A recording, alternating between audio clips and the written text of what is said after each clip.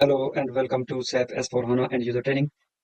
आज का टॉपिक जैसे मैंने आपको लास्ट वीडियो में बताया था कि कुछ ट्रांजैक्शन रिकॉर्डिंग के रिगार्डिंग नहीं है। आज हम एक टॉपिक के ऊपर बात करने वाले हैं, कॉस्ट सेंटर और प्रॉफिट सेंटर। क्या है कॉस्ट सेंटर, प्रॉफिट सेंटर? पहला तो क्वेश्चन ये है, जब जर्नल लेजर ट्रांजैक्शन रिकॉर्डिंग चल रही है तो ये कंट्रोलिंग का पार्ट होता है कॉस्ट सेंटर प्रॉफिट सेंटर। तो यहाँ पे इस टॉपिक को एक्सप्लोर करने की क्या जरूरत पड़ गई? सबसे पहले ये बात है कि आप पहले एक ये पीपीटी देख लीजिए, इसके आगे मैं फिर इस क्वेश्चन का आपको आंसर दूंगा।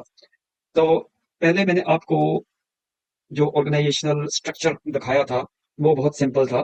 तो प्रीवियस वीडियोस में वो दिखाया गया था, लेकिन उस टाइम पे this was the organisational structure at that time. ये तो एक कंपनी है, उसके अंदर दो कंपनी कोड्स हैं। लेकिन ये जो ऑर्गेनाइजेशनल स्ट्रक्चर है, ये जैसे जैसे हमारी ट्रेनिंग आगे चलती रहेगी ये बढ़ता रहेगा, और जैसे जैसे ये बढ़ता रहेगा मैं आपको इसको अपडेट करता रहूंगा। तो देखिए, पहले बात कर लेते हैं ऑर्गेनाइजेशनल स्ट्रक्चर कैसे बनता है एसएपी में। सबसे हाईएस्ट जो ऑर्गेनाइजेशनल यूनिट होता है वो होता है क्लाइंट। क्लाइंट के अंदर होता है कंट्रोलिंग एरियाज। कंट्रोलिंग एरिया हमारे कंट्रोलिंग का पार्ट है, जो फाइनेंशियल अकाउंट के बाद इसकी ट्रेनिंग तब शुरू की जाएगी। तो ये अलग से मॉड्यूल है कंट्रोलिंग का। तो कंट्रोलिंग के अंडर आता है कंपनी कोड। तो अभी तक मैंने आपको दो कंपनी कोड के बारे में बताया था, QA13 एंड QA14। लेकिन मैंने एक कंपनी कोड और क्रिएट कर दिया है, QA12। QA12 को क्रिएट करने का एक अलग से मकसद भी है। अगर जो मैं इस वीडियोस में आपको सिखा रहा हूँ इस ट्रेनिंग के दौरान, अगर आप उस सर्वर के ऊपर प्रैक्टिस करना चाहते हैं जिस सर्वर के ऊपर मैं ये वीडियोस बना रहा हूँ, तो आप मेरे को कमेंट बॉक्स में लिख के भेज दीजिए। तो मैं आपको उस सर्वर की डिटेल दे दूंगा, तो आप वो सर्वर का एक्सेस ले सकते हो उस सिमिलर इंस्टीट्यूट से जहां से मैंने ले रखा है। और उसके बाद आप ये QA12 कंपनी को यूज कर सकते हो अपनी प्रैक्टिस के लिए। तो ये हमारा ऑर्गेनाइजेशनल स्ट्रक्चर है। तो कंट्रोलिंग एरिया हमारा QA13 है, उसके अंदर दो कंपनी कोड आते हैं, एक QA12 एक QA13।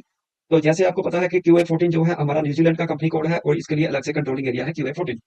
तो अभी कंट्रोलिंग एरिया, क्योंकि ये कंट्रोलिंग का पार्ट है, कॉस्ट सेंटर और प्रॉफिट सेंटर का टॉपिक, इसलिए मैं आपको कंट्रोलिंग एरिया बता रहा हूँ। तो ये controlling area, same controlling area हम QA13 यूज करेंगे अपनी इस ट्रेनिंग, इस वीडियो के दौरान, सॉरी। तो बात यह है कि कॉस्ट सेंटर और प्रॉफिट सेंटर क्या है। अभी पीपीटी के ऊपर एक और नेक्स्ट स्लाइड भी मैं आपको दिखा देता हूँ, ताकि आप समझ सकोगे कॉस्ट सेंटर क्या चीज है। कॉस्ट सेंटर की डेफिनेशन क्या है? ये एक एरिया ऑफ रिस्पॉन्सिबिलिटीज है जो इंकर करता है और इन्फ्लुएंस करता है कॉस्ट को। यानी कि कहने का मतलब इस डेफिनेशन से क्लियर हो जाता है कि कॉस्ट सेंटर जो है वो क्यूमुलेट करते हैं जो भी कॉस्ट इंकर की जाती है प्रोडक्ट को बनाने के लिए या उसकी मैन्युफैक्चरिंग के लिए के साथ, या रिलेटेड डायरेक्ट और इनडायरेक्ट एक्सपेंसेस जो हैं। वो कॉस्ट सेंटर एक ऑब्जेक्ट है एसएबी में, जिसमें सभी कॉस्ट को क्यूमुलेट किया जाता है, और वहां से वो कॉस्ट को आगे डिस्ट्रीब्यूट करना है या कैसे करना है, क्या करना है उस कॉस्ट का, वो हम कंट्रोलिंग पार्ट में देखेंगे। और प्रॉफिट सेंटर क्या है?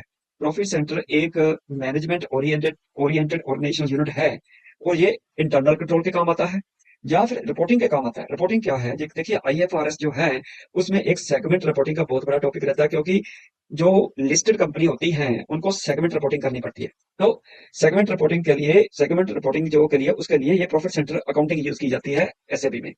तो ये जो प्रॉफिट सेंटर रहते हैं वो बहुत रेवेन्यू और कॉस्ट दोनों के लिए ये रिस्पॉन्सिबल होते हैं, और प्रॉफिटेबिलिटी मेजर करने के लिए ये यूज किए जाते हैं, कॉस्ट सेंटर, ये प्रॉफिट सेंटर, सॉरी। तो ये है कॉस्ट सेंटर और प्रॉफिट सेंटर की डेफिनेशन। लेकिन सैप में कैसे हम इसको क्रिएट करते हैं, क्या इसका जो है मैकेनिज्म है, और इसकी जरूरत क्यों पड़ती है? सबसे पहले मैं उस क्वेश्चन के ऊपर आता हूँ जहां से हमने शुरू किया था, कि इसकी जरूरत क्या है। देखिए, क्यों यहाँ पे इस टॉपिक को लाने की जरूरत पड़ी मेरे को, क्योंकि मैं आपको इस टॉपिक से थोड़ा सा इंट्रोड्यूस इसलिए करवाना चाहता हूँ ताकि आपको जो ट्रांजैक्शन रिकॉर्डिंग है उसमें प्रॉब्लम ना आए। तो क्या होता है कि जब हम FB50 में कोई, मान लीजिए, ट्रांजैक्शन रिकॉर्ड कर रहे हैं, तो जो भी अकाउंट हम यूज कर रहे हैं यहाँ पे, अगर उसको कैटेगराइज किया गया है, कॉस्ट एलिमेंट की कैटेगरी में डाला गया है। जैसे फॉर एग्जांपल मैं आपको दिखाता हूँ, पहले भी मैंने दिखाया है, FS00 में जाते हैं। मान लीजिए मैं यहाँ पे 4,30,000 जो अकाउंट है, जो सर्विस का अकाउंट है, उसको मैं यहाँ पे डिस्प्ले करता हूँ से ये कंट्रोल डेटा टैब के ऊपर जाके यहाँ पे कॉस्ट एलिमेंट कैटेगरी डालनी होती है।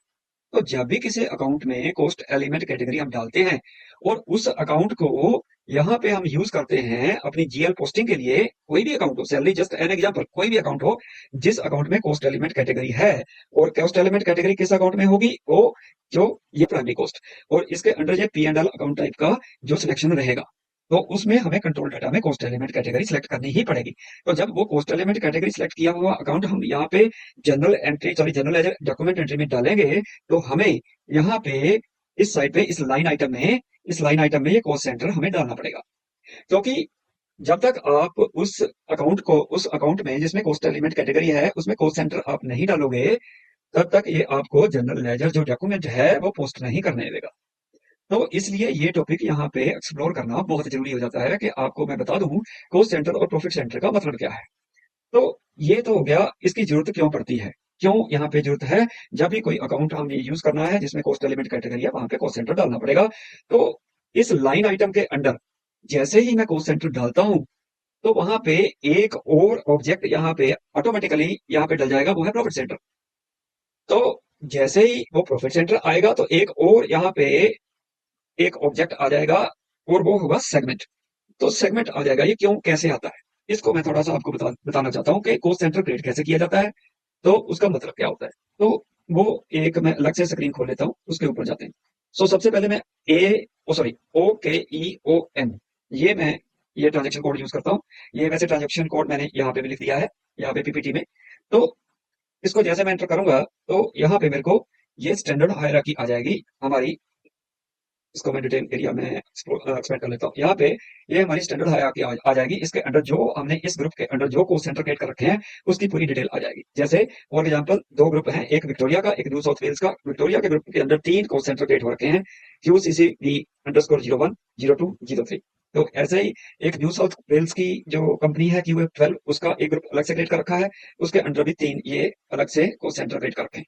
तो यहाँ पे कोस्ट सेंटर क्रिएट हो रखे हैं। तो कैसे क्रिएट होते हैं वो जब हम कंट्रोलिंग का पार्ट करेंगे वहां पे इसको देखेंगे कैसे कोस्ट सेंटर क्रिएट किया जाता है। तो जैसे मैं आपको एक कोस्ट सेंटर को ओपन करके दिखाता हूँ। मैं नोटिस कर लेता हूँ ये डिटेल एरिया। तो यहाँ पे देखिए ये कोस्ट सेंटर क्रिएट हो रखा है। तो यहाँ पे ऑर्गेनाइजेशन में यहाँ पे हमें प्रॉफिट सेंटर डालना पड़ता है यहाँ पे। तो ये जो प्रॉफिट सेंटर होता है, तो डेफिनेशन मैंने आपको बता दी, ग्रोथ सेंटर प्रॉफिट सेंटर क्या है। तो जब प्रॉफिट सेंटर का मास्टर डेटा क्रिएट किया जाता है, या प्रॉफिट सेंटर कहाँ से आया, क्योंकि प्रॉफिट सेंटर का भी हमने मास्टर डेटा क्रिएट कर रखा है। तो जब प्रॉफिट सेंटर का यहाँ पे मैं आपको यहाँ से नेविगेशन के थ्रू आपको प्रॉफिट सेंटर का हायरार्की एक्सेस करके दिखा देता हूँ। अगर प्रॉफिट सेंटर काउंटिंग में जाओगे आप और मास्टर डेटा में जाओगे और स्टैंडर्ड हायरार्की में जाओगे, तो यहाँ पे KCH5N या 6N कोई भी आप ट्रांजेक्शन कोड को एक्सेस कर सकते हो। तो यहाँ पे ये देखिए ये आ गया आपका कोस्ट सेंटर का मास्टर डेटा। इसको अगर मैं रिड्यूस कर देता हूँ तो यहाँ पे भी आपको वैसा ही सेम ग्रुप दिखाई देगा। एक ग्रुप पोस्ट प्रॉफिट सेंटर का ग्रुप बना रखा है न्यू साउथ वेल्स का, उसमें ये 2 हमारे प्रॉफिट सेंटर क्रिएट हो रखे हैं। तो जैसे मैं इसको इंक्रीज कर लेता हूँ डिटेल एरिया को, तो यहाँ पे देखिए प्रॉफिट सेंटर का जो मास्टर डेटा है उसमें ये सेगमेंट डाला है। तो होता क्या है, जब हम लाइन आइटम क्रिएट करते हैं तो कोई भी अकाउंट जिसमें हमें कंट्रोलिंग ऑब्जेक्ट जो है वो डालना जरूरी है। तो यहाँ पे जैसे ही मैं वो डालूंगा यहाँ पे कोस्ट सेंटर, तो क्योंकि कोस्ट सेंटर के मास्टर डेटा में प्रॉफिट सेंटर है, प्रॉफिट सेंटर के मास्टर डेटा में सेगमेंट है, तो यहाँ पे कोस्ट सेंटर डालने के साथ ही वो अपने आप एक्सट्रैक्ट हो जाएंगे प्रॉफिट सेंटर और प्रॉफिट सेंटर से सेगमेंट। तो वो क्यों जरूरी है, क्योंकि वो हमारी IFRS की जैसे इंटरनेशनल फाइनेंशियल रिपोर्टिंग स्टैंडर्ड्स है या ऑस्ट्रेलियन अकाउंटिंग स्टैंडर्ड है, किसी भी जो भी आपके लोकल अकाउंटिंग स्टैंडर्ड है, उनके रिक्वायरमेंट रहती है सेगमेंट रिपोर्टिंग की। तो ये डेटा जो GL अकाउंट में जा रहा है वो साइमल्टेनियसली इन ऑब्जेक्ट्स में भी कंट्रोलिंग एरिया में फ्लो हो जाता है, फ्लो के वहां पे भी चला जाता है। तो ऐसे हमारा ये जो है पूरा कंप्लीट हो जाता है रिपोर्टिंग का ये पार्ट, जो हमारा कंट्रोलिंग का पार्ट। तो कंट्रोलिंग का जो तो फर्स्ट ऑब्जेक्ट होता है जैसे कोस्ट सेंटर है, इसको बोलते हैं रियल ऑब्जेक्ट। और इसके अलावा एक लाइन आइटम में एक ही रियल ऑब्जेक्ट हो सकता है। बाकी के जो भी ऑब्जेक्ट होंगे इससे एक्सट्रैक्ट होंगे एक रियल ऑब्जेक्ट से, वो सभी स्टैटिस्टिकल ऑब्जेक्ट होंगे। और जो स्टैटिस्टिकल ऑब्जेक्ट और रियल ऑब्जेक्ट में फर्क क्या रहता है वो मैं जब कंट्रोलिंग आएगी उसमें आपको डिटेल में वो टॉपिक में समझाऊंगा। तो ये तो था क्वेश्चन का आंसर के यहाँ पे ये कोस्ट सेंटर का डालना क्यों जरूरी है इसका, और हमने ये इस जो कोस्ट सेंटर के इस टॉपिक को यहाँ पे एक्सप्लोर क्यों किया। तो ये है हमारा ये डिस्कशन का पार्ट था। ये यहाँ पे इसको एक्सप्लोर करना जरूरी था, क्योंकि अब जब भी आप यहाँ से ऑनवर्ड्स जो भी डेटा एंट्री करोगे, चाहे वो GL डॉक्यूमेंट एंट्री करोगे या AP में या AR में, तो यहाँ पे आपको ये कंट्रोलिंग ऑब्जेक्ट यहाँ पे आपको डालना होगा। तो एटलीस्ट आपको पता होगा कि इसको यहाँ पे डालना क्यों जरूरी है, क्यों हम इसके बिना अपना डॉक्यूमेंट पोस्ट नहीं कर सकते। तो that's all for the day.